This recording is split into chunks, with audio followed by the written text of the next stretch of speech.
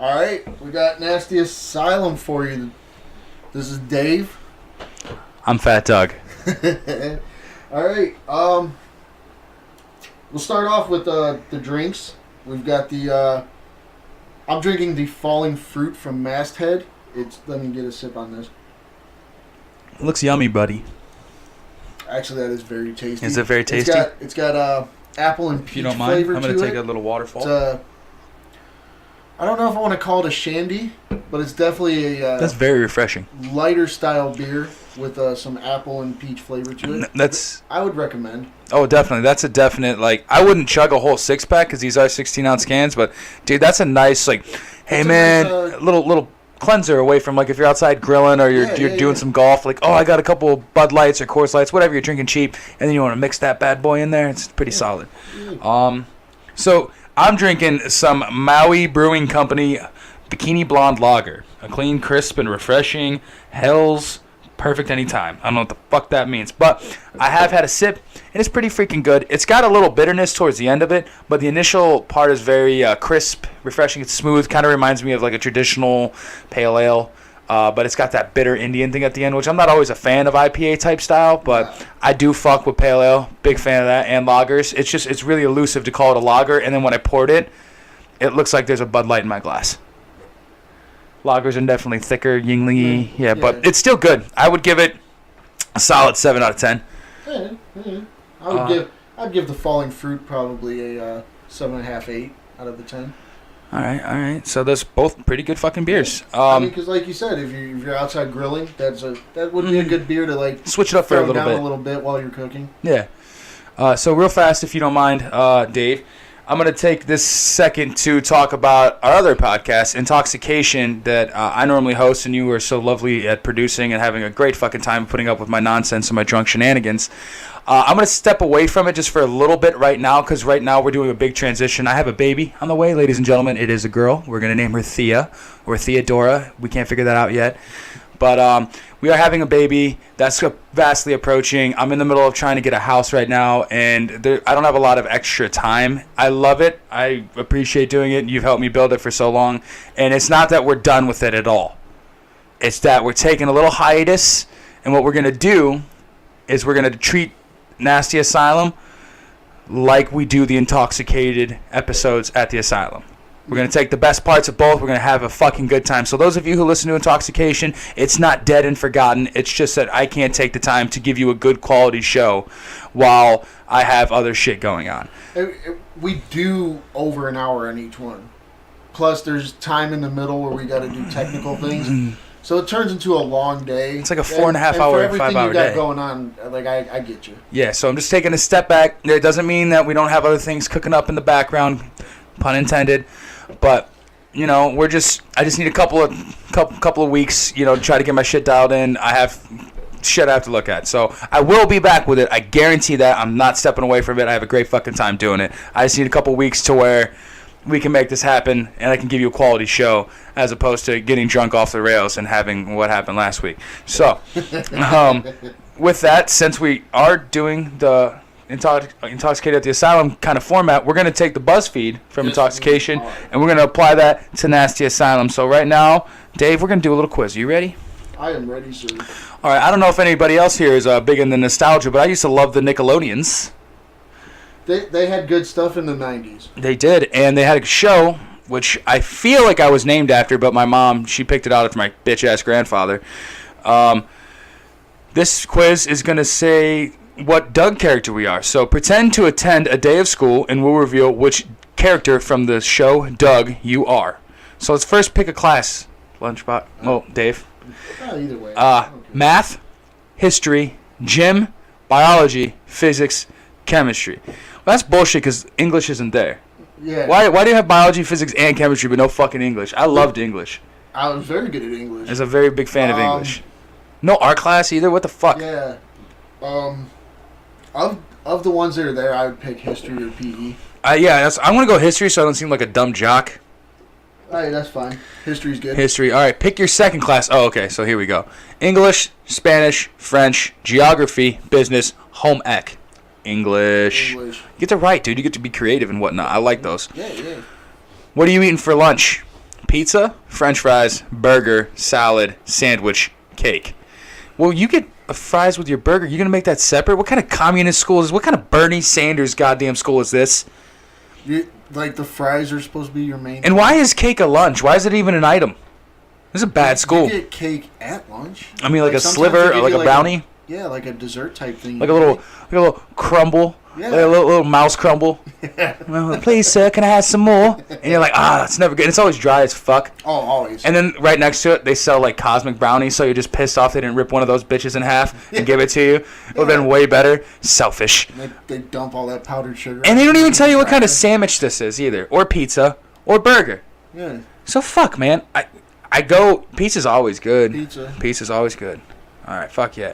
Pick your third class: art, music, theater, social studies, photography, woodwork. So out of all those, I have taken pretty much all of them and made my parents question my sexuality for a very long time. I was into art. I was into music. I was into theater. My dad's like, you into dicks too? And I was like, hey, ease it up, buddy. It's for me, it would be art. Always art. Okay. Pick your last class. Gym, English, band, psychology, astronomy, study hall. I appreciated a study hall so I didn't have to do homework at home. I really did. Did they have those in 1978, Dave? Yeah. Oh, okay. They had study halls? Yeah. Okay. So you want to go study hall? Yeah, that's fine. All right. I was in band, though. I played... The only other thing I wasn't. But for me, I would say... Gym. I would say gym. I liked it, but too. But at the same time, if I had baseball practice after school... Fuck that. Because that's a lot. Yes. I mean, not when you're kids, though, huh? Not really. But it's still like... But if I didn't have baseball practice, you didn't have to worry about school showers. You could just go home and shower. That's fair because you're going to get sweaty anyway, so yeah. Are you on a team? Baseball, football, cheerleading, basketball, hockey, or none? Here's where we differ, but I will give it to you. I did play football for a very limited amount of time, but I played baseball all the way until high school. And you played in high school, correct? I would take baseball, yeah. I will take baseball. Am I in a club? Fuck yes, dude. Not. I was in 3 of these clubs. Fuck. How about a club? Choir, chess, drama, student council, debate, or none? Now, real quick, Dave, which 3 do you think I was in? Choir. Okay, fair. What were the other ones? Chess, drama, student council, debate. Drama. I was not in drama, but I did take theater class, so it's a good assessment. Chess. Were you in debate? You were in chess club? Yeah. Ooh. And I was on student council. All right. Yeah. Your boy's a fucking Democrat. So what club are we gonna be in? I fucking figure you'd be in either debate or chess. I don't think you'd be on anything else, or you'd be in none. You could say none. I was in none. Okay, so I was in every, and you were in none. So we'll go none. Fuck, dude, we're a chick. You got Judy Funny, Doug's older sister. You are the definition of teen angst and love to make everything overly dramatic. You're artistically talented and often labeled as difficult. Your wardrobe consists of strictly dark colors, and you never leave the house without your signature beret. Hey, yo. Dude, all right, hang on, because you're always wearing, like, I'm always in... It's because I'm fucking fat, dude. I always have a hat on. I'm always fat. That's why. But, I'll take some of that assessment. Yeah, so, not bad. Pretty solid. Not the worst BuzzFeed quiz. Also, like, they had it at 6 this time. Yeah. 6 options instead of 46. So that's cool. I can appreciate that about them. I'm in. What I can also appreciate is this fucking tasty beer. So, where we going next, bud? All right. What are you thinking? We've got the all right, we got some entertainment news. Sorry, I lost my thought there for a few minutes. And also, I kind of dropped this on Lunchbox a little late in the day, so there's not any really like best or worst of the week. There's no my mans. Nah. It's all kind of a shit show like it was last week, and we don't want another somber day. Nah, but this one will be a good time. Like last week was way too hard to find good shit. Dude, it gets rough. It gets rough. But anyway, boom, entertainment. A lot of this really doesn't seem newsy. It's more like stuff me and you can have a good opinion and discussion about. Okay, let's get it. So the first one made me pretty excited, though. Got a hard dick about it. Bill Murray is down to do a return for the new Ghostbusters. Okay. And, okay. With a secretive new movie set in the continuity of the first two Ghostbusters film on the way, we are again left to wonder if Murray's Dr. Venkman will return. Addressing why he came back for the reboot, Bill Murray provided some hope on the matter. I was in that movie just because they asked me, and if I knew I said no, I was saying I didn't support that movie. I felt like, okay, I'm going to support them because I support them as people. So I did that one, and I would do this next one. He basically says he supports the women that were in the other Ghostbusters. He's friends with Kate McKinnon and Melissa McCarthy. Yeah, I was gonna say I know he's close with not close, but he's on speaking terms. Yeah, and Kate McKinnon is such an interesting woman. A lot of support for them as friends is what he's saying. It sounds like he's more excited because of Jason Reitman, so he's going to be working with another Reitman. Yeah, because the dad did the originals, correct? Yes, and because it's supposed to be a continuation of the originals, I think he probably feels more comfortable with that. Yeah, and I believe we talked about this on Rewrites way long ago, actually. Yeah. But yeah, I mean, it's the only way you could really sell the movie off now with the nostalgia crowd, and having Bill Murray do what he does. Is be fucking Bill Murray for a little bit. And you want to get asses in seats, throw that guy in the trailer, throw in that black dude, I forget his name every time. Ernie Hudson. Thank you. And then Dan Aykroyd. Just throw them all in there, get a little peek, and then sell the movie on to some great young starlets that are coming up and that seem like they can, hold their weight as actors and just push it through. Yeah. I'm not really, as I've spoken before, huge on reboots, remakes, continuations after huge gaps in fucking movies. I believe that it leaves a lot to be desired the whole time, and then when it goes, it never lives up to the hype that you've waited so long for. Exactly. So, I'm more trying to branch out into the non-franchise shit, because that to me is where creativity lies, and we're not giving that away enough. No. But for sure, I fucks with Bill Murray. Best part of Zombieland is Bill Murray. I'm such a Bill Murray fan, and I actually am a huge fan of the first two Ghostbusters. I love those movies. Part of my childhood, huge part. I would very much like to see, obviously, Rick Moranis and fucking Sigourney Weaver getting it on the top of a roof. You don't want to see it? I'm the gatekeeper. Yeah, you fucking are. Why am I blanking on his name? Dan Aykroyd? No, the fourth one. He's dead. Harold Ramis. He's dead. Yeah. I know. Okay. But if you can get the other three to do, 5-10 minute cameo. Yeah, that's all you need. That's all you need. If it's going to be a continuation, you're going to need them to probably show the other ones how to do it. Oh yeah, you're gonna need to have there's gonna need to be some kind of training montage. I feel. Oh, I can't hear it anymore. Sorry, I got excited. My beer's pouring and it looks very nice. I see that happening, and also it just kind of goes into the idea of keeping it in the universe without having some attachment back. Without having those guys, you don't feel like it's an attached thing, just to reference them or to see them. Yeah, it would feel like the other one. It'd feel kind of like bullshit. I'm with you. Huge Shape of Water fan. I love the creative movies. I love those movies. The standalone style movies need to be there. And because you do get more creativity. I heard somebody, maybe it was Kevin Smith, somebody told him he was trying to get a movie made. And he said, did you talk to Legendary? Legendary Studio will only make movies that are reboots or proven IPs. Yeah. They won't just take you take Shape of Water because Guillermo del Toro's made great movies and you trust him, but to be a studio and not take movies like that, that's ridiculous. And that's like I said, it's a big thing. It's this whole franchise thing, and I'm not going to try to go on too big of a rant, but am I the only person exhausted with Endgame at this point? Am I the only person exhausted with it? I haven't even fucking seen it. I'm over it. I don't even... The hype that is behind it right now, I love those movies. You know I love those movies. Everyone knows I fucking blow the shit out of those movies. I'm so over here. It's every fucking day. Every day.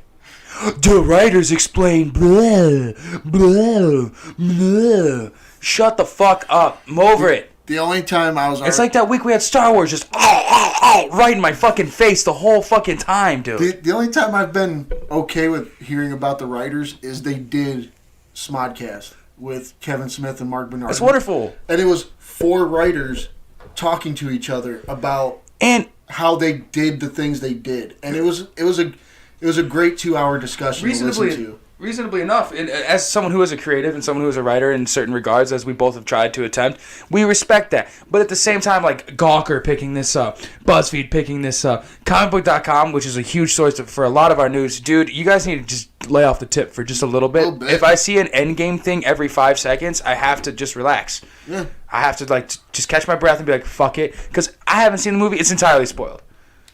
Like, I stayed off the internet for like a week and a half. But like thinking it wouldn't be up there every day. It's still up there every fucking day, dude. I get it. It's the greatest movie ever. Blah. Take your Endgame dick out of the back of my throat, okay? Just relax for a little bit. Cradle my balls for a bit. Work into this. Spit on it a little bit. And instead, you're just fucking forcibly feeding me Marvel's cock. And from what I've read into these spoilers, because Dave, I did read the spoilers. I don't give a fuck. I can't wait till I watch it. Because I'm going to come back and shit all over it. Shit all over it, Dave. You know I'm going to. And I love it.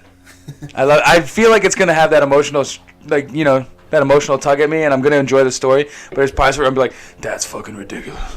Oh, God, no. And then I'm going to be the hater that everyone on here loves. But yeah, I'm really crunk about this idea of Ghostbusters, but hopefully once we get these franchises out, and we can start getting more creative, newer IP that we can just branch off of. This Reitman kid. Yeah. He's Jason Reitman. He's made some good movies. I'm unaware of what his actual filmography is. Off air, we're gonna have to look this up because I know I've seen 1 or 2 of them. I didn't know they were his, and they're actually standalone, single story movies that are very good. Okay. And it took him a long time to decide he was ready for any backlash he might take for doing another Ghostbusters. Mm-hmm. Oh, he did Juno.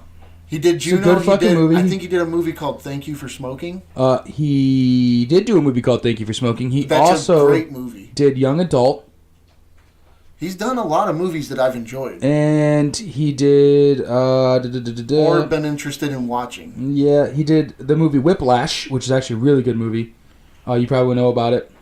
Was that the lady roller derby thing? No, Whiplash is J.K. Simmons is a teacher at an art school for drummers and shit like that. Miles Teller's in it. I think I've heard of it. Yeah, I just saw a scene from it the other day. There's this awesome, just quick plug, script to screen page on Facebook where they show you the script, and then that's half the screen, and then they show you the actual acting in the scene, and that's how I realized what it was, and I put it on my queue. I want to check it out. But yeah, so from what I've seen, most of what he is he's done is recognizable. I love Juno. I think it's a very good movie. Yeah. But let's see what he can do. Let's really see what he can do. Shouts out, bud. All right. Don't worry about wearing your dad's shoes, but they're big. They're big. Do you, buddy? They're big, big, big. All right. Like my dick. Here we go. Just kidding. George Clooney told Affleck not to take the role of Batman. And, all right. Oh, come on. The ad went right in the middle of the article. What a bunch of dicks. While all eyes are currently on the Marvel Cinematic Universe, the genre goes back way before Tony Stark announced himself as Iron Man. I mean, these movies go back to... Dude, they've been around since... the originality of movies. Yeah, they've been around. Batman was done in 1941. Reeves? Is his name Matt Reeves? Christopher Reeves. No. Oh. Way before Christopher Reeves. Oh yeah, there was another Superman. He was on TV though. And they had those short movies for Batman way back in the day where the suit was... I mean, it had floppy ears, dude. For what they worked with back in the day, I guess that's the best they could do. Oh my god. It made Godzilla look like a fucking cinematic masterpiece. I've watched 10 minutes of one and it was hard. It is hard. Dude, even the Adam West ones to me were hard, but that's neither here nor there. We all remember Clooney had his movie as Batman with the nipples. Bad nipples. Affleck officially has hung up the cape and cowl, and Clooney recently revealed he tried to talk him out of it from the very beginning. I mean, he had a bad experience. It wasn't a great written movie. Was that Joel Schumacher, correct? That was the one with the fucking credit card, too. Yeah, the back card. Never leave home without it. Nah, fuck Sons off. of bitches. Trying to make him too Tony Starky. Yeah. But... Yeah, that's basically it. It kind of just regurgitates. Did anyone itself all the tell way through. George Clooney not to do Michael Clayton? Because they should have done that. They fucking... they should have definitely done that. Did anyone tell George Clooney not to do Tomorrowland? Because I would have said something about that. No, just busting his balls. He's a great dude. He does a lot for the world. But I mean, I get it. Bar none, you should always be the superhero. Always do it. Always. You But get to be also the guy. Also, look at the script. That's what Because if they're... And look at your suit. Especially for Batman. Yeah. Because the suit is very important to fans. That's why you're George Clooney and you're nipple Batman. Yeah. Because you had fucking nipples. And Michael Keaton was like, I can't move my head, Batman. Yeah. And it's like there's that fucking hilarious meme where it's like, I heard a noise. And then the whole body just shifts shoulders up, looking to the left. And then shifts shoulders up, looking to the right. It's amazing. But for the most part, I would say if you're offered a superhero role, 90% of the time you should fucking take it. Yeah. And Also, at one point, he was offered the ability to be a writer and like producer on the Batman movie. Yeah. And so when you think you're going to have that... Warner Brothers shit on his script. Yeah, well, I mean, anything was better than BVS at this point. And Justice League was not very shiny either. But the big thing was you took a risk. You took a risk. And, I mean, here's the thing that happens is he did Daredevil as well. He has, like, those kind of comic booky things. He's talked about it. He's friends with Kevin Smith at one point in time. And he fucking took a risk. Whatever, dude. We don't shit on Ryan Reynolds for taking Green Lantern. It was not the script that ruined it was the script that ruined the movie, not the actor. Yeah. It was the script that ruined those movies, not the actor. I really think if there was a better script, I would have liked a Ben Affleck Batman. And honestly, it's not even that I didn't like Clooney. The suit took me out of it. Yeah, well, and the colors and the schemes and like there's multiple suits and it's like, come on. You're the fucking credit card man. Batman. Why would Batman have a fucking credit card? And the way he talked to Robin and stuff like that, and just like how campy that movie itself was. They really tried to piggyback off of the Val Kilmer one and thought they could keep that because it wasn't the Kilmer one written in the idea that it was going to be Tim Burton, but they went away. So yes, they wanted to keep the same style of goofiness. Burton was supposed to go all the way through, and he dropped out after Returns, but they wrote it as if he was going to be a part of it. Yeah. And then it just got so campy. And I guess there's a place for that. But at the same time, like, I just don't want to see Batman use a credit card. No. And it's a credit card, so you know it's Batman's credit card. So whoever he fucking uses it. Yeah, you're going to find out. You're going to find a paper trail. Batman it's is. A paper trail. It's ridiculous. You don't get paid to hang out on a rooftop and... No. Watch for people mugging old ladies. But I mean, it was just some of the worst acting, and it was just not good. It was just not good. That's all it is. And then the fans shit on it forever because that was the one with Bane. Yeah, that was Bane. He was an idiot. Bane didn't talk. Yeah, he was basically like Hulk before he gets smart. And then he had those really weird pillowy muscles. Yeah, and honestly, if better Bane than we got with fucking Tom Hardy though. Sorry. Better fucking Bane. Oh, it's controversial. I'll argue with you about Tom Hardy okay, here, Tom Hardy Bane was dope because he was the character's personality for sure, and his physique was amazing. No Titan Venom. None. Can't have that. The reason Bane ever did anything, the breaking of the back, that does touch back to the comic book. Mask. The mask didn't have shit in it. Yeah, it did. It covered his disfigurement. No. It helped him breathe. Yeah. I think they had venom in it. That's how he was breathing. Dope. He was still small. Yeah. Bane is the juggernaut. He is. And we didn't have that. But here's what Nolan happened. was also going for a real world experience. Oh, fuck that noise, though, huh? Really worked out for you, bud. Fuck that. I still prefer a Bane that has a plan and can speak over... like a dude that just sounds like he's coming every 10 minutes. Darkness. You merely adopted it. Fuck off. That voice was so shit. I loved it. Oh, god damn it. I did not like that movie. Hurts my asshole.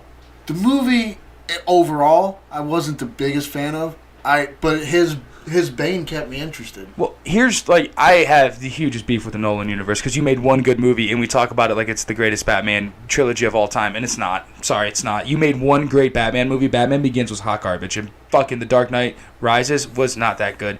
I mean, granted, Heath Ledger pulled out his Joker dick, and that was like, yeah, that was earth-shattering. you have Batman, and your fight scenes were dog shit. I'm sorry, they were terrible. I've seen better fight scenes on the Arrow.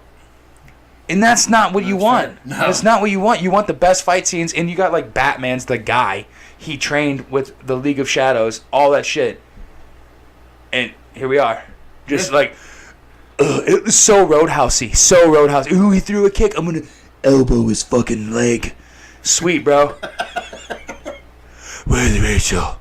You know where she's at right now. That voice, when he came up with that voice, he did not know he was going to have to scream at some point. Because that voice... I quit. That voice was hot garbage for me all the way through. But once he started screaming in that voice, I wanted to kick him in the throat. All I'm saying is, I do think that Batman, if Ben Affleck was Batman, if he had better writers and a better script, and just He was good. he would have been good enough, dude. He would have been good enough. And if you didn't do the fucking Dissolution of the Justice League backwards, it would have been fucking great. You did it backwards, you pieces of shit. You can't build the team based on how the team fell apart. God damn it! Read the books. Dude, Sorry, that's through my teeth. My chip tooth it really... got achy. I have my arguments all the time because if Zack Snyder didn't walk away, I feel like we got... But he started us off with the bad one. He did. BVS was all him. Yeah. And then But from everything I've heard he was about his gonna plan remedy for it, Justice League, he was fixing shit. Oh, yeah, fair. And a lot of comic book fan-friendly things were going to happen. Well, I guess allegedly, I know it might not be on your news, but they're still chirping up about that Snyder release. I want to see it. I think that if Shazam didn't do as well as it did do, like received as well as it was received, you would have probably gotten it. But now, it got a lot of good fucking... they don't have got legs underneath of it, you know what I mean? They don't have a real reason to give a shit Nope. now. And Aquaman 2, if those movies had not done so well, you're going to get that Snyder cut. But now you're I not. still want it. Well, maybe one day. I hope so. Until then, let's pour some funny in my face. If this ever gets heard by Warner Brothers, Hire me. stop being assholes and let me see that Snyder cut, motherfuckers. Hire me. I have all the experience. I dropped out of high school. I've been reading comics forever. Perfect. All right. We've got Stan Lee's former business partner facing elderly abuse charges. Read this shit out. I'm going to... Gotcha. Former friend and business partner of Stan Lee, Kia Morgan, has been charged with multiple counts of elder abuse relating to his alleged treatment of the late comic book creator. In Los Angeles on Friday, a judge issued a warrant for Morgan's arrest on 5 separate counts of elder abuse, dating back to an incident in June of 2018. Despite his insistence he's innocent, Morgan will soon have to explain the accusations against him to a judge. Oh, shit. It's not the first time he's made headlines over accusations of mistreating Lee. Last July, Lee's legal team filed for a restraining order. Court documents accused him of mishandling over $5 million of Lee's money in addition to inflicting several physical and emotional injuries. Lee's lawyers also claim Morgan attempted to isolate him from his family by moving him to an undisclosed location. These are things that I've heard before. But the story I heard was flipped. I heard it was his daughter doing these terrible things to him. Now I'm finding out it's his business manager who, okay, I know I've brought him up once, but Stan Lee had done many podcasts with Kevin Smith. Yeah, well aware. And his normal handler was so good at knowing Stan Lee, he would just instinctively spin around and catch him if he tripped. Yeah, And I heard those this stories. business manager fired that guy. Ooh. Hoping for some damage to be done, it seems like. Obviously, and the man was 95 years old. Like, there's no reason for you to wish harm upon him. Especially when he's your billfold. Yeah. That's your money right there. What the fuck's wrong with you? His cameos are giving you money. Him speaking publicly is giving you money. The cameos alone, not to mention the like royalties he gets for creating the entire Marvel universe. Like all the most important characters he created. Oh yeah, I mean, when you look at the Rolodex of characters in any superhero universe, there's fucking thousands of them. But the most prevalent ones that exist in the Marvel universe all come from the brain of Stan Lee. So if you're gonna sit there and want to worry about your money and being his business manager, the best way to keep money going is to keep the guy who created all this dope shit alive as long as possible, so that way you can just use that cash cow. Seems like the dude's just a dick, though. He got money, and I'm not trying to play it off like you shouldn't hit old people, but goddamn, they can be mouthy. And no, just in all seriousness, it does suck also to have like the last cameos of Stan Lee coming the way they're coming, and we all know he passed, and now his name is entangled in this like alleged assault, in this like mishandling and all that. You want to remember him as what you remembered him, and you don't want to remember the fact that like this dude maybe did get abused at the end of his life. You don't want to think that way. No, because you just kind of want to remember the fact that he made you feel this thing about this universe and this attachment and this wonderment. This kept you as a 46-year-old man, 46-year-old man, feeling like a child as long as humanly possible. I really do appreciate that about. That's what comic books are. It's wondery forever. And, I mean, I can wax poetically about how much it meant to us growing up as kids to read comic books and how much Stan Lee meant to us. Oh, wait. That one's for you, Stan.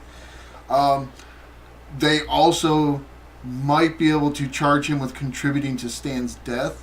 He's died of natural causes, though. Apparently he had aspiration pneumonia, which did not get treated soon enough. Okay. But and this guy was in charge of His making medical. sure he went to the hospital. And when someone's 95, Well, pneumonia is a death sentence almost at that point. when they're 95 years old, you kind of got to treat everything that happens to them as life or death. Oh, for sure, dude. Once you turn 80, you have a foot in the grave and one on a banana peel. Every day's a fucking gift. So you got to navigate those waters like Ponce de Leon, bro. You have to fucking make sure you know exactly where you're going to go, exactly where you're going to stop, and you just got to make sure you're on your goddamn A game. And if you're trusting somebody else to do that and you're paying them to do that, they should be taking care of you. However, I mean, fuck, dude. If I don't know how I'm going to be at 95, but I'm just saying, like, if I feel super sick and my homeboy's not taking care of me the way I'm paying him to, I'm probably going to call somebody. Because he still seems to have his wits about him in his later days, too. He could recall stories. Yeah. So that's... And he was still quick as a whip when he was on podiums and stuff like that. Again, that's why I'm saying, like, that part I don't really give a fuck about as much as you shouldn't be beating elderly people. No. And taking their money and mishandling it when they've only given you the hand and the leg up you need to have a decent life. Yeah, exactly. What would your life be? What kind of money would you be making if Stan Lee didn't need somebody to help him out? Yeah. At his advanced age, he needed that help. I don't disagree. So, without him giving you that job, you're probably not going to make half of what you did. I don't. Yeah. And you're just going to mistreat him. Yeah, but again, it happens in so many ways. Where it's like the assistant or the manager mistreats the celebrity mistreats them. It's a weird, wonky, slippery slope. But at the end of the day, dude's old as fuck.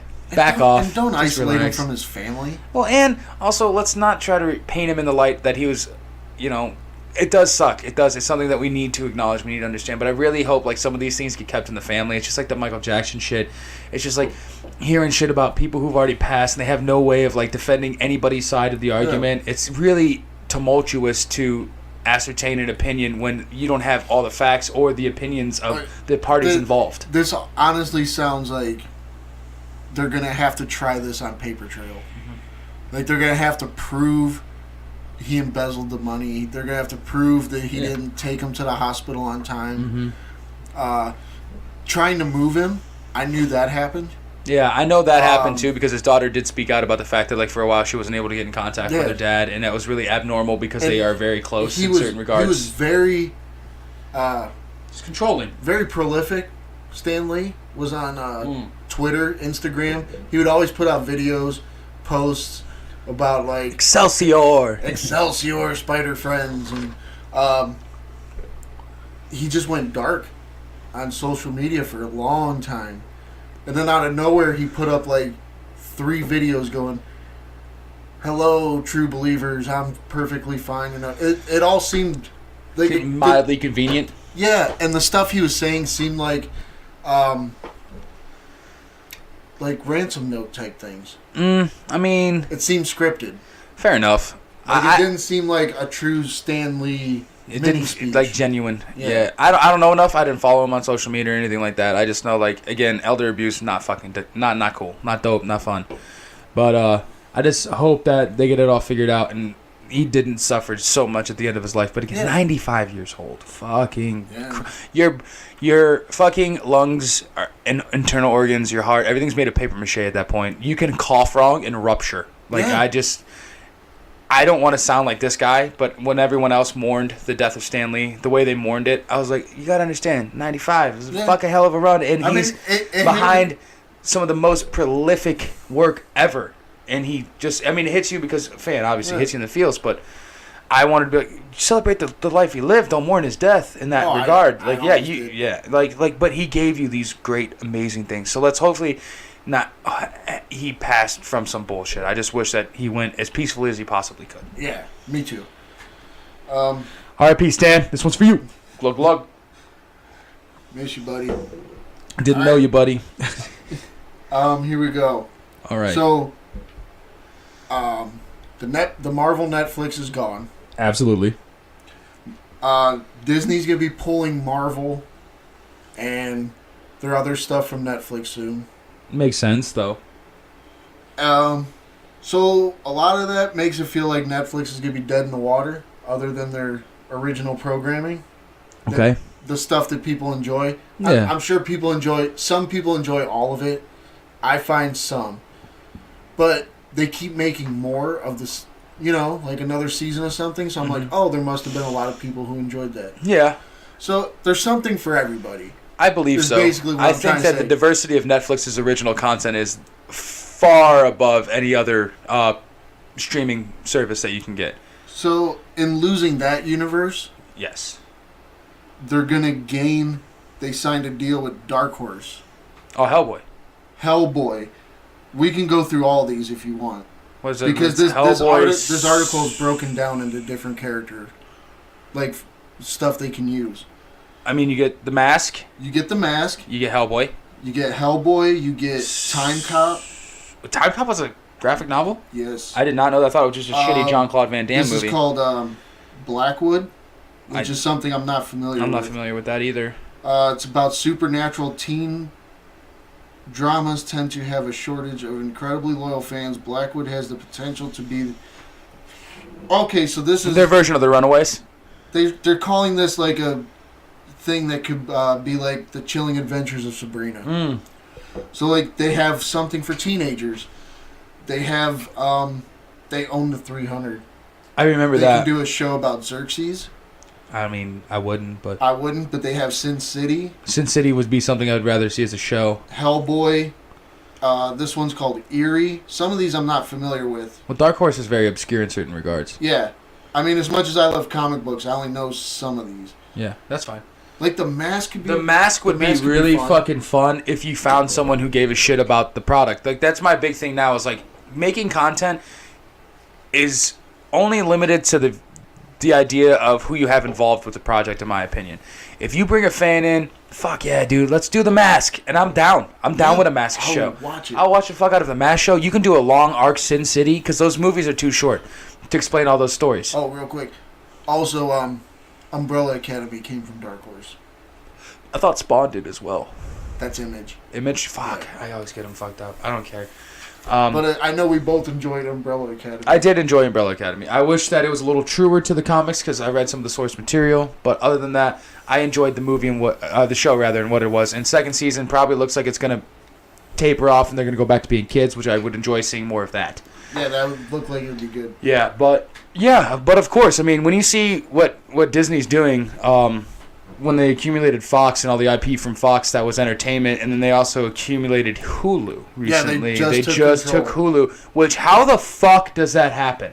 That is full-scale monopoly. I'm sorry, it is. Yeah, and what happened was Comcast owned the majority of Hulu. Yeah. They just bought them out. That's what I'm saying. So, like, how is that not something we go, whoa, whoa, whoa, whoa, whoa, whoa. everything, because you think about it, right? Say they do take all their Disney and Marvel shit off, which there was a report where people did polls, and if you do polls, you're a dick. But they did a poll, and like Netflix will lose over 22% of its viewership once Disney's products are pulled from their thing. So my thing is, if you're gonna make original content, you got to do it better now, Netflix. You got to do it hard as fuck. If you're gonna charge me $14 a month, and if you're gonna do Dark Horse, that's $140+ a year. I will be a person that will probably never tire of comic book material. Do it well. Give me, like, take your time. Find people who give a shit, like you're saying, about the material. And give me stuff as close to it as you can. Yeah, like, don't try to doll it up too much, because, like, I understand why they did it with the Umbrella Academy, because they start off as children. And so you can definitely get the demographic of, like, teenagers and people closer to that age. But it's a dark comic. It's dark. And it, like, the idea of Mary J. Blige and the characters with the bunny hat and the bear hat and stuff like that. They weren't that prevalent in the comic as much as it was they were fighting robots that were put into place by Homeboy. What's his name? The dude who shows Ellen Page her powers. He had a way more prevalent. Oh, yeah, I can't think of his name. I can't remember. Either. Yeah, I know. Wow, really memorable. But I think it's because he annoyed me. Yeah, he was really stupid. But when I read, like, parts of the comics and stuff, it wasn't like that. And the way they defeated her and everything is a lot different. But a lot of burps. It's very burpy. This beer. But both of them, yeah. I feel personally, if Netflix were to down its price to, like, back to $9.99 a month or whatever, and then fucking just only do original content, you do so much good work with Ozark, with Narcos. You killed it with Stranger Things. You did amazing with the Santa Clarita Diet. And you're getting rid of some. that. Yeah, what I'm saying is, like, now you can keep them, because you were such an advocate of saving shows that were going off air. You took Lucifer. Yeah. That show, I watch it. The only good part is Lucifer. That story is fucking not good. Okay. But again, we'll come back to Lucifer. Yeah. Don't even forget. Yeah, but again, like, they were saving these shows that were going off. Now, if you just get rid of content, like, there's free streaming ability. We see it with the Roku channel. We see it with Amazon. We see it with Hulu. They all have the same movies at the same time, and that's because it's free. It's almost like nickel and dime to stream. So they do that. Keep those movies on there for sure. Keep the ads off, and then just do your original content. Spend those dollars doing great original content. We still haven't got The Witcher yet, which has got Henry Cavill. We're supposed to be getting that. I mean, there's that new Christina Applegate one, Dead, like, whatever. I know somebody who watched it. They say it's great. I forgot to ask if it was. Lady at work watched it, asked me if I had watched it yet. I said no. She said it's fucking fantastic. I'm a huge fan of not Christine. Well, Christina Applegate. Yeah, I like her. most of her shit. But what's the other girl's name? I haven't seen much. Linda Cardinelli. Okay. I like her. She's been in a lot of stuff I like. And my kids love their original, like, children's content, like She-Ra and the Princesses of Power. Dude, your kid. My kid will fucking not move for 3 hours if you put that shit on. I got here today and your kid was just flipping through, making me watch all sorts of Yeah, she watches She-Ra, she watches Spirit, and they're killing it on the kids market. And those are original things. They own the property. It's not just money in your pocket, bud. Just keep them going. They're not really costly. Animation is the way a lot of people are going. So let's keep that original content flowing, for sure. For sure. And drop the other bullshit. Don't spend the money. Why are you doing this? Like, The Matrix is available on Roku, for fuck's sake. It's available on Pluto. It's available on all these on-demand streaming services with ads. You don't even do ads. They talk about if they lose the contract for The Office. How much can you really watch The Office? How many times over if you can honestly look at me and tell me that Friends is worth you spending $100 million on, go fuck yourself. Okay. I can't. I don't believe that any show's worth that. Parks and Rec? I enjoy Parks and Rec way more than I ever did The Office. I love the characters. That's fair. Ron Swanson. Ron Swanson is one of my three favorite TV characters of all time. He's awesome. There's just something about him. He's funny no matter what he says. And The Office was alright. It's not as great as people make it out to be. It's actually a good one. They do the pranks. There's just a lot of characters that people attach to. Mm-hmm. Like Dwight. Everyone's a Dwight guy. Or Jim. John Krasinski.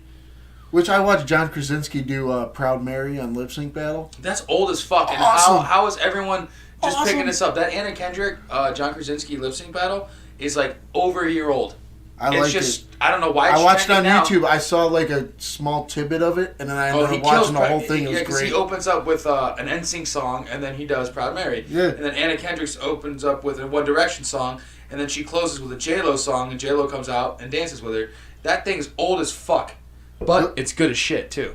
But yeah, so like back to this Dark Horse stuff. Yeah, you were just fuck. You said not to let go of the one. Lucifer, Lucifer, which thank is you, yeah. which is Vertigo. That's what I thought, yeah. Lucifer comes from. What I understand is this is the Lucifer from the Sandman universe. Okay. After he gives hell to the Sandman. Okay. So this is him on Earth, like not as powerful as he should be. Which is the draw for me, because I heard there are Sandman characters that make an appearance that are like mentioned or whatever, and I got to get around to watching it. I really do. I think you would enjoy it to an Because- extent, but it's it's very buddy copy. It's a buddy cop kind of thing. So like Lucifer discovers that right. I'll just give you a quick synopsis. Type things, Yeah, that's it's a weird. synopsis. Lucifer discovers that humans are very intricate in their thinking, and it's not as black and white as it used to be. He's been out of hell for 5 years. His dad's running hell. Okay. And then he runs a nightclub in LA.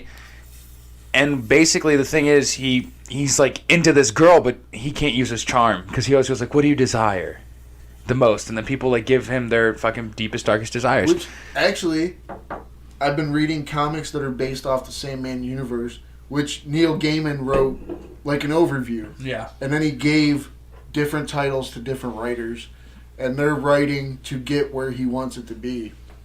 And the Lucifer that you just described sounds like the one that's in the Lucifer comic they're doing right now. Yeah, because Lucifer, I'm not going to spoil anything. It's literally within the first 5 episodes, and there's 4 seasons. I'm on season 1.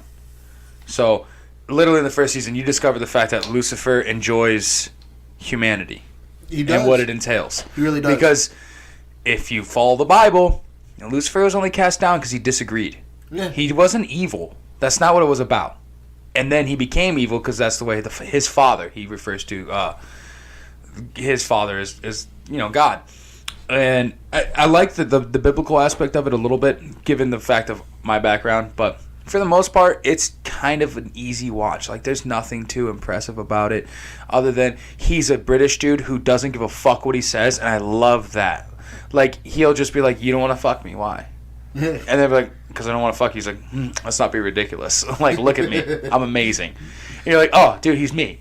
So, yeah, it's really cool. But I really hope Netflix does pick up some of that IP, because it's right there for the taking. And to do a Mask, a Sin City, a 300, you don't need to do a Xerxes. Fuck off with Xerxes. Xerxes is bullshit. I mean, this was just Yeah, I know, yeah, a the list, bigger yeah. titles For they sure. have. And we also have Sony's picking up so many IPs too. Like, they're doing Bloodshot Okay. with the vampire guy or whatever Yeah, the fuck. yeah, Yeah, they're building his universe with Vin Diesel, Okay. which, I mean, whatever for the actor, but the idea that it's happening.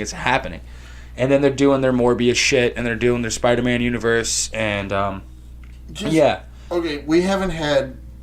The Mask was done in what, 95? and then again in 2003 with Jamie Kennedy. Jamie Kennedy, the Okay. son of the Mask. So It was fucking horrible. You could do a Mask series. You could do another Mask movie, but they're there for you now. Mm-hmm. And dude, you can find ways to make it a series, and if not, you can find a way to make it a movie. These all the stuff some of these characters that I know things about, they lend themselves to either a series or a movie. And if you're gonna get Hellboy, I would stretch that out, oh yeah, make a Because mini series every time, the- 6 episodes at least. because Guillermo del Toro, I haven't watched the new one, but I love those movies.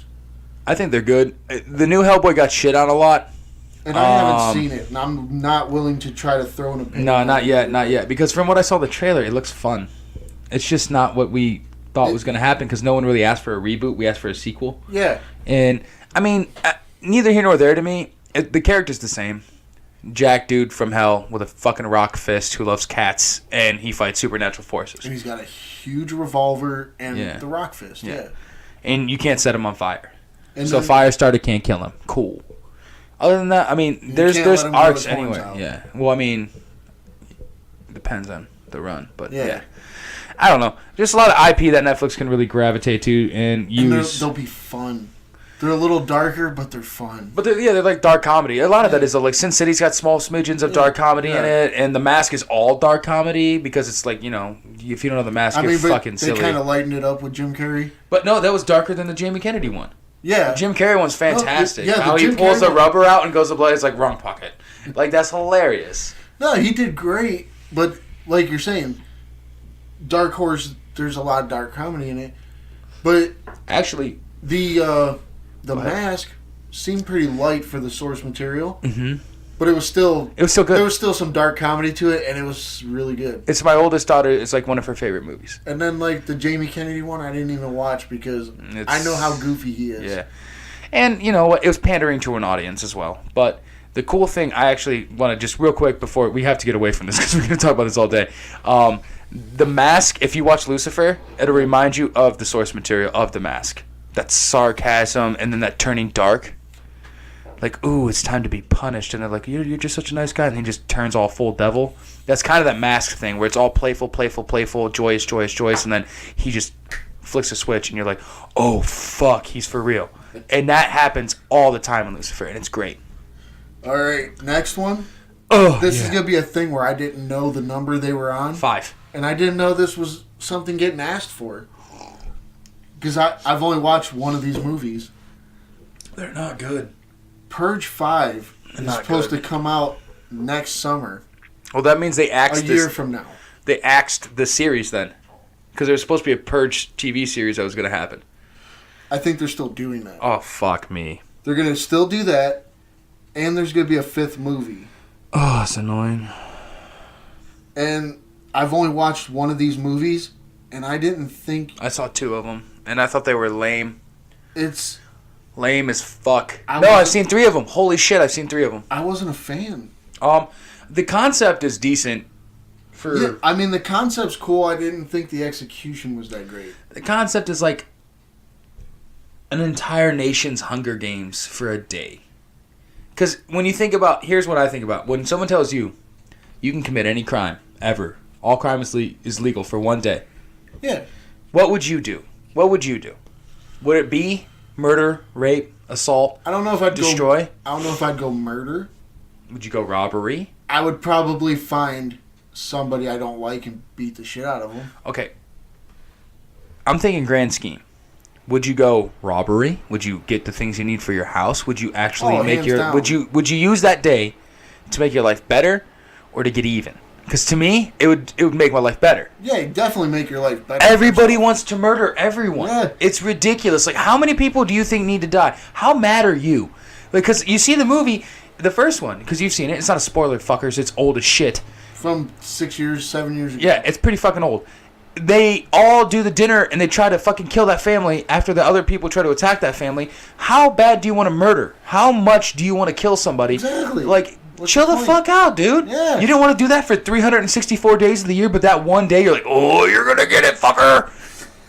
Fuck off. It's such a dumb concept in that regard. Once the sirens go and they pull the things out, no. It's so silly. No, because if you can do any crime you want, like you said, you should probably think about what'll benefit you. That's what I'd be doing. Which is great in theory. But what they did was...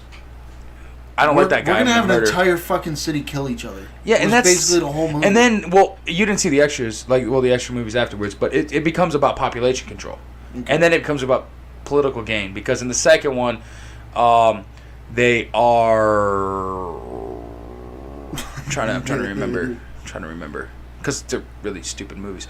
Basically, they're selling off. They're capturing people during the purge and selling them off to play a game in front of rich people where they bid for a winner. So it's like a Hunger Games kind of thing. It's kind of gay. Gay. And then the third one, the guy from the second one, he becomes a bodyguard to a political figure. And during the purge, you're not allowed to assassinate political figures. Not in this one. They lift the ban. So what it becomes is population control for poor people. So they go into these cities with a big old truck with a M60 mounted turret, and they're just mowing down entire cities and like storming fucking in SWAT gear and everything. Like it's definitely dudes prepared to like take down an entire apartment building. So they do that. All the while they're trying to kill this candidate who's trying to lift off the purge because it's to benefit basically white people, rich white people. And so I was like, okay, I could see where you're going with it because you're trying to make like an allegory for what's happening in the world, but at the same time, it's a really bad story to do that. It's just not executed well. It wasn't. And which is why I'm surprised. I don't need 5. I don't need 5 to explain exactly what your goal was to say. It, like at first it was money, and then after that it was like entertaining bigwigs, and then it was political gain. Okay, we've gone that far. Because I mean, there's a 4th one. That was the original. They show why the purge started in the 4th one, so it's like a prequel. And then the other 3 happened, and now the 5th one's going to be, I guess, a continuation. I mean, because where are we at on Fast and Furious? 8, 9? 10.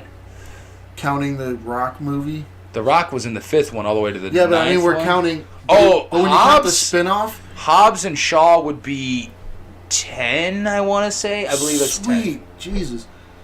And the Purge is the same for me. I completely lost track of where the fuck it was. I would just see trailers... And I was like, I didn't like the first one. I'm not watching more. And it's just, the execution was so bad. Because you see that first one, and the dude's like, oh, our house is entirely safe. Until they get in. And your house isn't safe at fucking all. And then, you're such a bitch. Bitch. When it comes to protecting your family, until the very end, and then you die. Fuck you. You're going to bust in my goddamn door? I have a shotgun. I have a whole wall full of guns. I'm not going to hand everyone a gun and be like, hey, see that door they're trying to get in? Everyone aim your fucking barrel there and just pull the trigger until it goes click. That's what I would do, right? Yeah. Because you have an entire arsenal. Instead, your son's hiding in the vents, and oh my god, we gotta save this guy that we don't even fucking know. And this is wrong, Daddy, but you provide all the... No, fuck you. Fuck you. It's a shit movie. It's awful. Ethan Hawke. God damn it, sir. You've done so much better movies than that. Was he in the first one? Ethan Hawke is the guy who designed all the protections. Like when, the purge is coming, wah, and then you hit the button, and then all those bars fall over your windows. I don't remember Ethan Hawke. Oh, Jesus Christ, dude. It's right there. It's right there. And the second one is Frank Grillo, and he's also the third one. But it's just, no. I guess this is how bad those movies stick in my mind, because I don't even remember Ethan Hawke, and I'm kind of a fan. I thought he was great in Training Day. That's the last movie you remember? You know he's in like 50 fucking movies. I know he's in other movies. Like Training Day was my favorite movie he did. It's the only movie that matters. Because he was really fucking good. You want to watch Gattaca? Or Galactica or whatever? Yeah, it's Gattaca. I don't fucking know. That's where he met Uma Thurman and then he cheated on her. He's a bad guy. She killed Bill. Don't be mean. Good. But yeah, so where are we at now? Thurman. Oh, I've seen this. Oh, fuck me. Zac Efron, which by the way, one more time I'm going to let you people know. That Ted Bundy movie can lick my... The entirety of my scrot. It's not a big one, but the entirety of my scrot. You can lick it. Here's why. No one gives a fuck about Liz's perspective. Liz, you are not the victim in this, in the way that these other people were legitimately brutalized by this guy. Which makes sense to me why she was my favorite character and why I thought she was acted out so well. It's her story. Yeah, it's her story. It's not the story you tuned into about Ted Bundy. It's not a biopic. It's not. No, not at all. What it is how she coped with the fact that the person she loved the most in the entire world turned out to be a fucking monster. That's all that movie is. Yeah. And that's not what I want to see. No, I want to see... I didn't want to see the murders. I will caveat that right away. Because they were heinous and awful and brutal. But, you know how they do that camera pan? Yeah. Like say he pulls up to a girl, grabs her, throws her in the car, right? Yeah. Like maybe hits her in the head. Maybe. Whatever. Let's not get too crazy. Hits her in the head, and she has that fear in her eye. And then it goes from her perspective, looks up at Bundy. He hits her again. Dead camera. And then you see him wiping his face and like getting blood off of it and driving away. Yeah. And driving away. Because you know he just did a murder. Yeah. And then the next thing you do is maybe you walk in his house because, hey, ladies and gentlemen, if you've only know Bundy shit from that fucking movie, I'm going to enlighten you a little bit. I'm going to learn you something. He used to take their heads back to his apartment, doll them up, spray them with perfume, keep makeup on them so he could use them and desecrate their heads. Yeah, he was very orally fixated. It's disgusting. If you would have done a scene where he just walked past a couple of severed heads, don't use them. Don't do anything with them. Just leave it there. Or when he used to visit the grave sites and revisit the corpses so he could be a necrophile, if you just had a scene where he pulled up and you knew prior to he dumped the body and then he just looks out the window, looks around, opens the door, gets out, and then you just see his belt come out of the loop. Exactly. That's enough to let you know. Enough. It lets you know it's sickening and disgusting. It's extremely shocking, wickedly evil, and vile. but it's not showing you anything. That would have made that movie a lot better. So much better. Because that movie should have been about Ted Bundy and the evil shit that he did. But it wasn't. Instead, it was about Liz. And like I said, that's probably why. Liz is the best after character, I watched it, I was like, dude, that girl that played her was really cute. She was a really great actor. She was the best part of that movie. Now I'm understanding. Yeah. Because I just wrote a better movie in 4 minutes. Exactly. I just wrote a better movie in 4 minutes, and so, I don't understand this. But anyway, Zac Efron's gonna be for comic book fans, for fans of Guardians of the Galaxy. Apparently, this is the thing going down. Which, if you're a comic book fan, you're probably gonna be a little stoked about this. It's a character that not too many people know about. But Zac Efron is supposed to play Adam Warlock in Guardians 3. I could see that. And I kind of like this art that they're showing. Well, that's Boss Logic, though. He does that a lot. Because that looks like Adam Warlock. And he was allegedly created at the end of Guardians 2, right? I should call him Adam or whatever. There's a post-credit scene. Yes. And spoilers. Multiverse. So therefore, what happened in Guardians 2 could still be real. Could be. Okay, and I didn't spoil too much. It's in the fucking trailer for goddamn Far From Home. It's so we've got Zac Efron. Is Zac Efron going to play Adam Warlock in Guardians 3? According to rumors, he is in the running, and he's apparently the strongest pick. And it doesn't even say here who else is available. Which normally means that it's him. That they're gonna pick him. James Gunn, we all know, and if you're not excited about this, eat dicks. He's back. Because James Gunn made Guardians viable. Mm-hmm. It was a shit comic when I was a child. Nobody fucking never bought been it. Good. And now it's a little better because they're basing it off James Gunn movies. Yeah, they ran with the arc. But when I was a kid, somebody tried to get me to read Guardians, and it was fucking hot shit. It's garbage. So he made Guardians worthwhile. Mm-hmm. And the soundtrack. Oh god, he picked that soundtrack. I have it in my car. Good. I have it in my car right I now. have it on my fucking Spotify. Yeah, well, I have Bluetooth in my car because I'm poor, so I just put it in the Matrix and let it ride. It's not confirmed, but I mean it's gonna happen. I'm assuming. Yeah. Because if it's not gonna happen, they would give you other people. There would be other blue names in this article. Mm-hmm, for sure. But yeah, Boss Logic did the design, and if they keep with that design, it looks so much like the comics. Mm-hmm. I've just learned who Zac Efron is. He's not a terrible actor. No, he's done some pretty good movies, actually. He gets a lot of shit because he came from Disney. Yeah. So, the biggest thing when it comes to this whole Zac Efron thing and this Adam Warlock thing is, can we look past the blunder that is Bundy? And in stating the fact that, like, there's a chance that when you look at an actor, when they do an iconic role, are they someone you can look past in that role? So, for example, when you look at RDJ, when you look at Robert Downey Jr., he's always going to kind of be Iron Man. I don't know what other movies recently that he's done other than Iron Man. If you look at Chris Evans, he always seems to be Captain America. So, now that Zac Efron has done Ted Bundy, is there a chance that he's always going to be remembered as Bundy? I would certainly hope not. I would hope that we can look past the idea that he did this iconic and notorious person in his like acting career, but at the same time, when we see Rami Malek, who did Freddie Mercury in Bohemian Rhapsody, I feel like a lot of the time you're gonna look at him and you're gonna be, oh, well, that's the guy who played Freddie Mercury. I think that sometimes taking those roles are really important to do, but at the end of the day, if you take on a role that's so big and carries that much weight, again, touching back to all the people who did Marvel roles and all the people who did biopics, that's a little bit of a burden to overcome. So hopefully he can deliver a performance where we forget about the iconic, notorious character of Ted Bundy, and he can now be, I'm Adam Warlock in this universe, as opposed to being, oh, that's the guy who played Bundy. Yeah. I mean, hands down. I saw some stupid rom-com he was in where Chandler from Friends. Oh, that's like 17 again or something like that? And that kid wasn't bad in that. I didn't know who he was, and I thought he was a pretty good actor in that.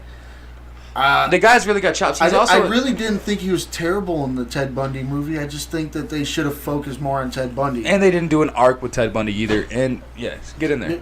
So, but he also was in a movie called Charlie St. Cloud that was actually pretty well done. He was in a movie called The Paperboy with Nicole Kidman that was pretty well done.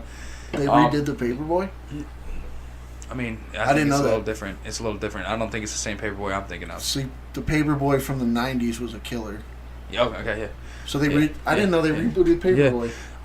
And then, fuck me, he was just in another. Oh, he was in The Greatest Showman. I haven't watched that. Opposite Hugh Jackman. You should. I know you're not a musical guy. I know, I have but a it's hard a time. good movie. I've enjoyed two musicals in my life. And What you're are gonna hate them those? both. What are those? Rocky Horror, I don't hate that one. okay, and Across the Universe, Didn't hate that one. because I'm a huge Beatles fan. I hate the that was Beatles, how I but got I didn't into hate that movie. one. That movie was very They well did done. very well to work the songs into the soundtracks story. yeah. It was great. Because I love musicals. You haven't seen Repo the Genetic Opera. Jesus Christ, that's a tongue And twister. I haven't. A lot of people told me to watch Sweeney Todd. I haven't done that. I think you would enjoy both of them because there's murder involved. There's a lot of gore. But, yeah, I mean, for sure, let's try to keep some of these younger actors in the running. If you're not going to use them for Adam Warlock and you don't use them for Terry McGinnis and Batman, I will fucking fist somebody. I swear to God. I swear to Christ, dude. Like, he is Terry McGinnis material. I've been chalking this movie up with Dave for 4 fucking years. 4 fucking years I've been writing this goddamn movie. He really has, and it's not a bad movie. And I wasn't even a Batman Beyond fan, but Doug's version is actually pretty good to me. Fuck, dude. It's so upsetting. It's so upsetting that I don't have any sort of creative rapport or pull in Hollywood. Kevin Smith, I'm going to tweet at you, dude. We'll work together. I'll fucking figure it out. I don't have a lot to do anyway. I mean, besides get a house and try to take care of 3 children. Outside of that, I go to work a lot too, 60 hours a week. Outside of that, I fucking love Batman. And it's a great arc of a story, and he's the perfect fixture for that fucking movie. And Squeeze me.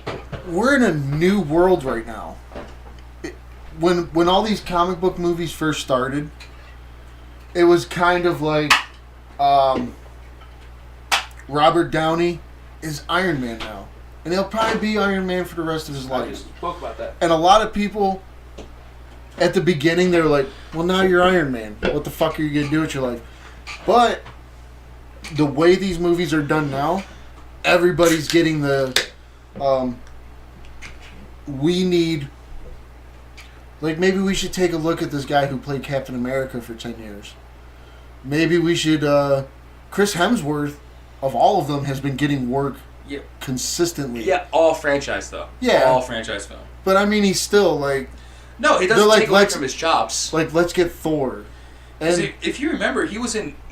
When he was doing Thor, the initial 2, Thor and then The Dark World, he was in that movie called Rush about Grand Prix racing.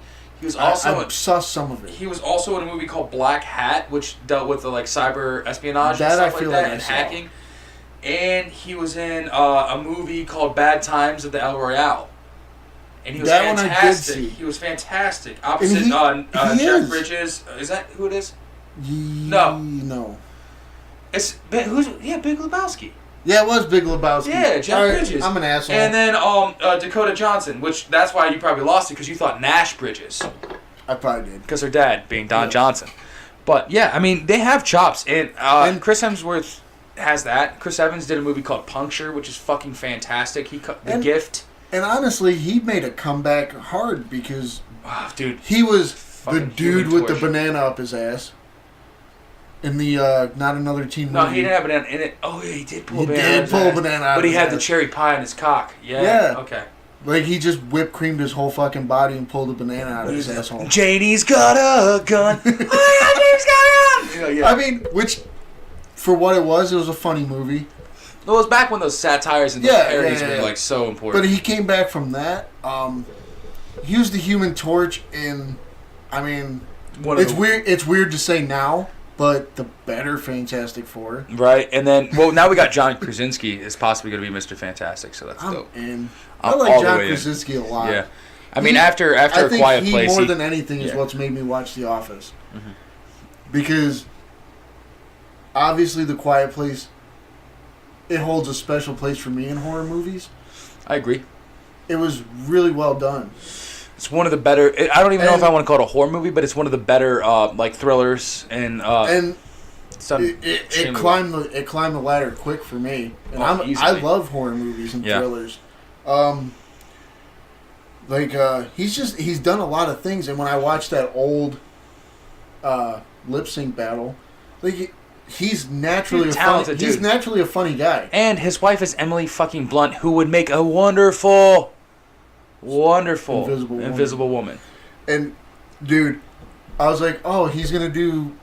Because here's my thing. I was watching it. I was like, he's gonna do Proud Mary in a suit. All right, that's cool. He rips it off and gets that. Once he rips it off, he's got the Tina Turner dress. I was like, good on you, buddy. Yeah, and then I'm glad you did it. And then he does the up top rolling, and then he goes down rolling on the river.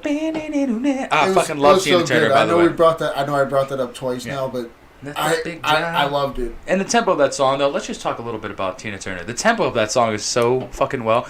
Left a big job in the city, and you're like, oh my god, it's so boring. So much so, John Fogerty re-recorded Proud Mary, tempo, and he used ladies blues singers to sing it slow in the beginning, and then he comes in and plays it like Creedence again. Because Creedence has that dun and the guitar sounds good, but when you hear it with the trumpets and stuff, it was like dude, I love Tina Turner. You know what? I'm not afraid to say this right now. Remember Bruce we used to work with? Yeah, Bruce. Yeah, awesome Bruce. I would have loved to smoked weed with Bruce numerous times. I'd love to live in his head for a day. Oh, dude, he's fantastic. That guy was amazing. He was hilarious. He brought nunchucks to work one day. And if anyone understands what his name was, I'm not going to give his last name, but his name was literally Bruce Lee Blank. And I was like, is that like a coincidence? And then he's like, no, my parents like Kung Fu movies. So it was Bruce Lee Blank. And I was like, oh, did that adhere to you? Oh, I got nunchucks in my backpack right now. What the fuck? And then he pulls them out, and he didn't know how to use them really well, honestly. He held them out like you would a lollipop if you're a little kid. Like, ooh, I got a sucker. And then he just like started twirling his wrist around. Like, just so ridiculous. He was I can't remember how old he was. He was my favorite 55 plus year old person I've ever met. I love that man. He's a dope fucking dude. He gave me a CD it was called John Fogerty duets. Yeah. And it was John Fogerty doing classic Creedence songs with like, he used Brad Paisley for one, he used Kid Rock for one. Just you go down the line. And the original Proud Mary for Creedence Clearwater did not have that slower Motown beginning. Tina Turner added that, and it was a great addition. And then later on, when he did this duets album, he adopted that, and it's so well done. And it's I'm a huge fan of this, and oh shit, let me get another sip of the beer here. But yeah, Bruce gave me that album, and Bruce is a really awesome dude for it, because I learned to appreciate Creedence Clearwater all over again.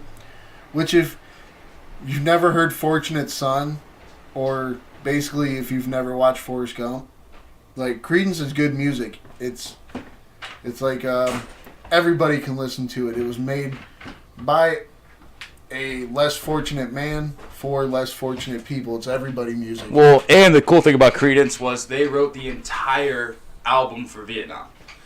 They really did. They were such a different. They wanted to be the American Beatles, and I think they accomplished it. I really do agree. Because you could listen to a 20-track Creedence Clearwater Greatest Hits, and you know every one. Even people my age appreciate Creedence Clearwater. And speaking of Bruce, though, he has one of my favorite moments ever. Talking about a lady's tits while we're outside smoking cigarettes, and there wasn't enough room for more people to be in the smoking gazebo. So he's just talking about this lady's tits. Oh my God, I'd like to get drunk and stumble in a field of those. Have you seen that? She's wearing a Hendrix shirt, but with her titties, it makes them look like a Klingon. And like, it's fucking hilarious. We're all rolling. And then lo and behold, we hear footsteps, and the person behind us was that woman with the tits. And she's walking away so quickly. He goes, fucked another one up, didn't I? I was like, it was so fucking hilarious. But he was also that dude that would make you laugh so hard you'd almost piss your pants. Mm-hmm. And like a truly intelligent comedian, walked away on you. Oh, yeah, without a word on the high note. He would giggle a little bit. Damn near about to piss your pants. He would giggle a little bit, be like, all right, I gotta go back inside. And then he'd just take off. And you're like, oh, fuck, man. And you're still sitting there holding your stomach laughing at what he said. He was a great guy. Are you walking into some of the That's Fucked stories? We are. Can I do my one That's Fucked thing from Intoxication we were talking about? We can, sir. All right, so, ladies and gentlemen, little tidbit from Intoxication because to get a little political, a little topical. There's this big thing that Dave and I have been talking about, and it's this heartbeat bill that started in Ohio, and now it has migrated to more states. It is... Alabama's has just became the most restrictive. I thought it was Georgia's. I think...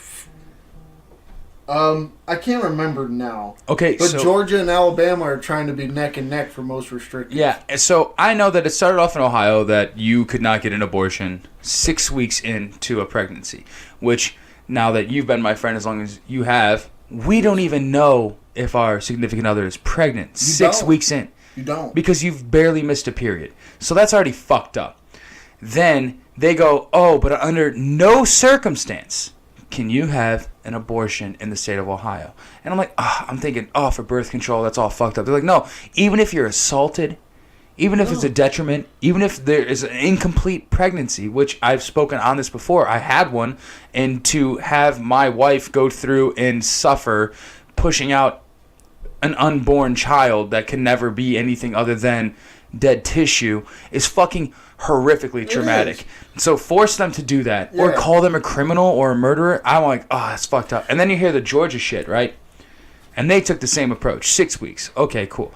And now they're pushing towards a penalty of death to anybody who leaves Georgia as a Georgian citizen to have an abortion. That's called double homicide. That a death for a death does not make sense if you're treating them like they're living creatures. It's just so fucked. And because I know we're walking to that's fucked, so that's why I want to say it's fucked.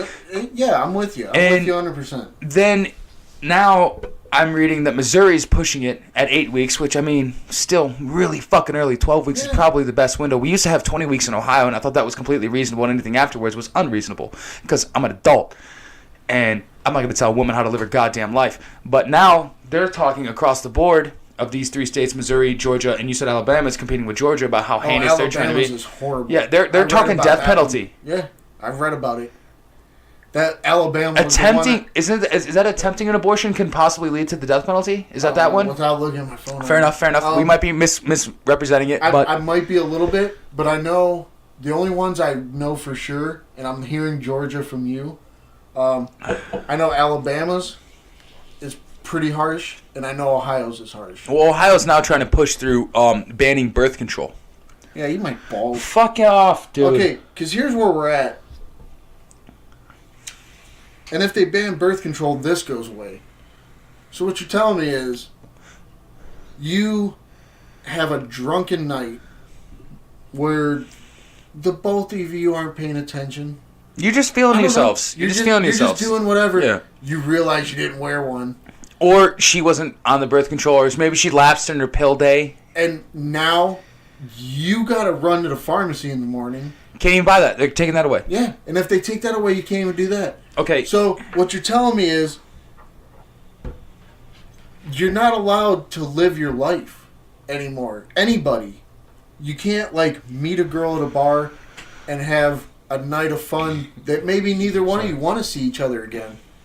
Yeah, because one-offs are a real thing as adults. You're allowed to choose whether or not you want to continuously have a sexual relationship with somebody, or one night is good enough. Okay, 'cause Yeah. sometimes you need a release. Sometimes you're at work too much. You don't even have the time. So Yeah. when you go out and you meet somebody and you have a little fling, it doesn't mean you got to be locked down to each other. It You're should. fucking grown-ups. Why are we gonna let a bunch of gray-haired white fucking douchebags with a lot of money who've been in the goddamn Congress and the Senate for too long dictate how a woman or a man can govern the relationship they have sexually? It's ridiculous. And they're not even saying shit like, here's a lot of my issue, and I know it's a lady issue. it's reasonable enough. These guys, they're not telling me and you what. No, we they're not need. telling us to wear They're rubbers. not telling us we have to do No. anything. They're telling these women what they have to do. Yeah, which is bullshit. Eat dicks, you're not a lady. Mm-hmm. And you're old as fuck. Most senators and congressmen, how old are they? They're fucking 90. 50s plus. Yeah, you don't know shit. Not anymore. You can't just tell a lady what to do with her life. And You can't just sit there and go, well, it's not the man's fault. It is our fucking fault. it is our fault.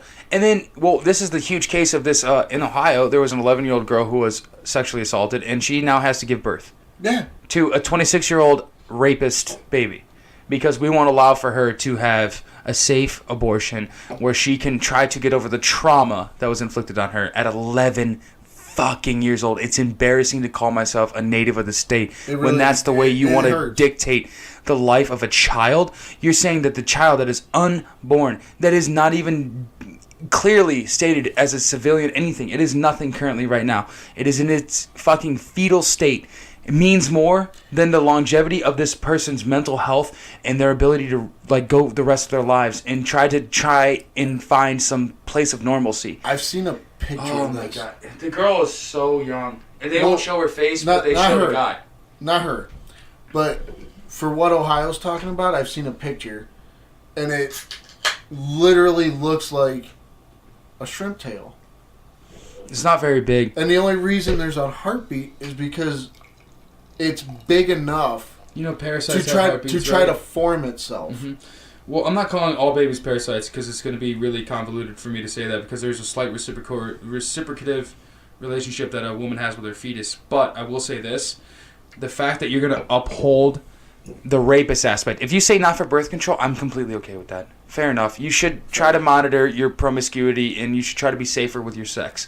I understand that. But when it comes to assault and the livelihood of a woman and the longevity of her mental health, for you to take away the ability for her to choose is completely fucked, and it is so it is so insensitive. It is so Horrible. ridiculous. Like, it's disgusting. As a man who would never even have an abortion if I had a choice whether or not to have my wife have one, I would still choose no. But I had to choose yes one time. Because she would have pushed out dead tissue. Yeah. And so now the trauma of carrying a baby forever that isn't a baby, even though you said it's a baby, you know what I mean? Like, it's No, just, I'm with you. it's I feel you, ridiculous. dog. And then we're overshooting the boundaries by saying, oh, we can't even use birth control to make sure this doesn't happen. Like, no, you just got to be what? Non-sexually active? Yeah.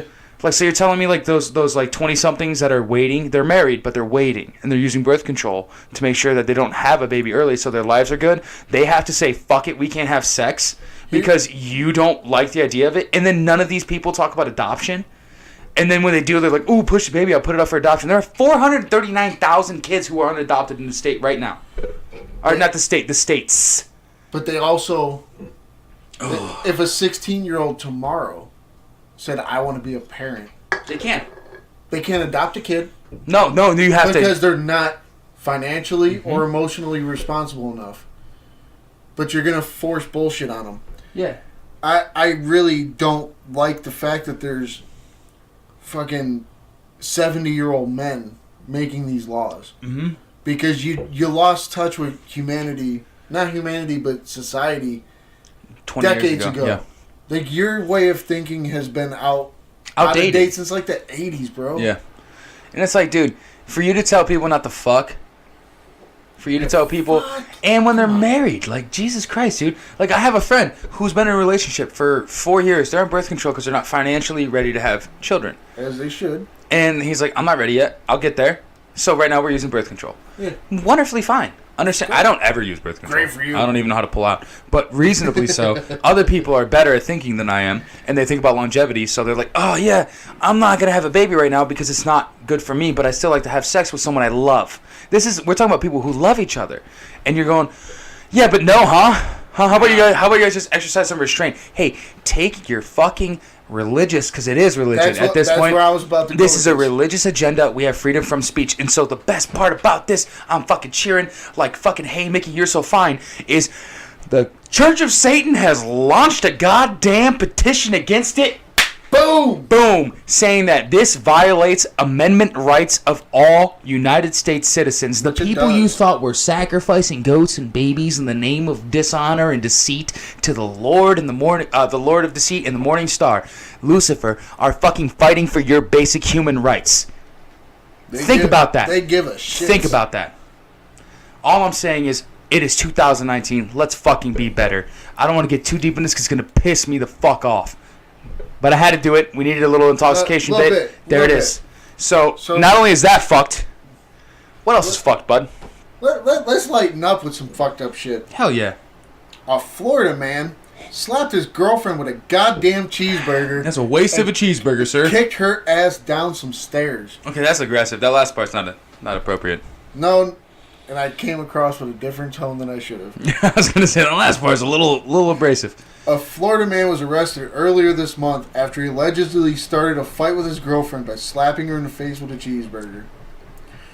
Kyle Jamison Jones, 30 years old, abruptly woke the woman up on May 4th with the odd assault, the Martin County Sheriff's Office says. The woman said Jones continued to attack her by pulling her hair and kicking her down the stairs. Oh, what a dick. What a fucking dick. Deputies said when they arrived, the victim was visibly upset and covered with particles of the burger. Oh, fuck. Jones allegedly admitted to a verbal fight, but not a physical one. He is charged with battery and jailed in Martin County. Bro, why are you using the cheeseburger as your weapon? Okay, so and why are you hitting a woman at all is the first thing I should have said. I fucked up. We both fucked up on that story. Yeah, fair enough. But, okay, first off, yeah, why are you hitting a lady? Second, she's sleeping. Yeah, so you're so drugs or alcohol? To be definitely involved. To be conservative, let's say this is like 11 o'clock at night. Or early in the morning before work. Or very early morning. So, alright. So if we're going to go very early morning, this boy's drunk as shit. Or still high from the night before. And he's just making himself a middle of the night burger. Mm-hmm. Why are you slapping your girlfriend with a cheeseburger, bro? Why are you slapping your girlfriend at all? What's got you so mad that while you're making a cheeseburger in the kitchen, probably, because, who knows? Because if it's dark outside, you're probably not grilling. Mm-hmm. So you're in your kitchen frying up a burger. You throw that piece of cheese on there, you throw it on a bun, you're like, you know what? That bitch told me I had a little dick this morning. You just gonna walk upstairs, fucking slap her in the face with a burger? I mean, depending on how little my dick was, maybe. But because she honestly admitted to you having a little dick? Yeah, I don't know, man. Like, any woman in general is fucked up, but like wasting a burger to do it, that's a double crime. That is. Why? Come on. Yeah, you're talking to tubby dudes. We love burgers. I'm gonna make burgers soon. First off, I've never been in a situation really where I've wanted to hit a girl. Every day of my life. No, I'm just kidding. But if I'm eating a cheeseburger, I'm definitely not swinging my burger at her, because that's fucking weird. Yeah. Well, fuck that guy and all his stupidity. Do we got one more, right? I got two more. Oh shit. Okay, we got this happened in Newfoundland, Canada. That's never good. Newfoundland. The Royal Newfoundland Constabulary. Fuck them, dude. They're Canadian. They call their cops constables. Yeah. Okay. It says that a man allegedly took chicken from a Sobeys grocery store in St. John's and then assaulted a security guard who confronted him for stealing it. They say the man tried to identify the man without going to social media, but now are releasing a photo. They haven't caught him. Oh shit. This dude just straight up smacked a cop with chicken he stole. That's hilarious. In his pants. That's hilarious. And if I know anything about Canada, which I know quite a bit for an American, they call them newfies. I don't like that. Basically, they talk about them the way we talk about Florida people. That's reasonable. So newfies are like not the best of the best. Slim pickings Just for the stealing- newfies. Just stealing chicken and fucking slapping a cop with their chicken. That's hilarious. You want a 5-piece for doinking? Right in your fucking I love face. It. I love it. Like, no, I asked for extra crispy. Well, you're gonna have extra hard.